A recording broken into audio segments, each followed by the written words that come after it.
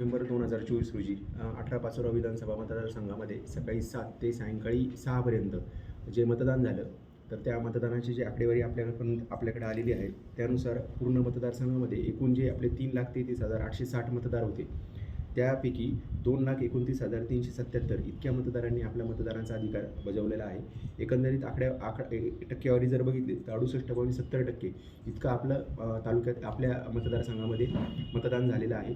मागच्या वेळेस 2019ला साधारणतः 63% मतदान होतं, परंतु 2024च्या या निवडणुकीमध्ये, विधानसभेच्या निवडणुकीमध्ये 68.70% म्हणजे मागच्या वेळेपेक्षा 5% जास्त मतदानाची टक्केवारी वाढलेली आहे. सर्व जे भडगाव पाचोरा मतदारसंघातले सर्व मतदार आहे, त्यांच्या सर्वांचं मी आभार व्यक्त करतो की मोठ्या प्रमाणात आपला मतदार राजा जो आहे तो बाहेर पडला आणि मतदानाचा जो टक्का आहे तो चांगल्या पद्धतीने या ठिकाणी वाढलेला आहे. मतदानाची पूर्णपणे प्रक्रिया रात्री उशिरा 11-11:30पर्यंत आपल्याकडे चालू होती आणि दुपारनंतर फार मोठ्या प्रमाणात आपल्या इथं मतदारांनी मतदान केंद्रावरती जाऊन मतदान करण्याचा अधिकार बजावलेला आहे. कोणत्याही प्रकारचं गालबोट न लागता अत्यंत शांततेत आणि सुस्थितीत चांगल्या पद्धतीने मतदान आपल्या इथं मतदारसंघात पार पडलेलं आहे. जी आता आपली मतमोजणीकडे जाण्याची जी तयारी आहे, त्या अनुषंगाने 23 तारखेला सकाळी 8 वाजेपासून तर मतमोजणीचा निकाल लागेपर्यंत आपली ही सगळी प्रक्रिया चालणार आहे. एकंदरीत जर पूर्ण विचार केला तर आपल्या EVMचं जे काउंटिंग आहे, तर EVMच्या काउंटिंगसाठी आपण 14 टेबलची अरेंजमेंट त्या ठिकाणी केलेली आहे. पोस्टल बॅलेटच्या काउंटिंगसाठी 8 टेबल आणि ETPMचे जे बॅलेट पेपर आपल्याकडे येणार आहे त्याच्यासाठी आपण 4 टेबलची अरेंजमेंट केलेली आहे.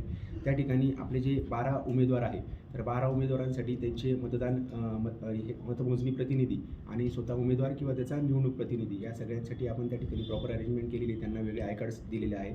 तो आपला ज्या ठिकाणी काउंटिंग होणार आहे, गिरड रोडला खत कारखाना आहे, त्या ठिकाणी आता सध्या आपण सगळे जे पोल्ड EVMs आहे ते सील केलेले आहे. काल जे आपले ऑब्झर्वर होते त्यांच्या उपस्थितीमध्ये आपले कॅन्डिडेट्स आहेत, त्यांच्या प्रतिनिधींच्या उपस्थितीमध्ये पोलीस विभाग, CRPF सगळ्यांच्या उपस्थितीमध्ये या प्रकारचं ते स्ट्रॉंग रूम सील झालेला आहे.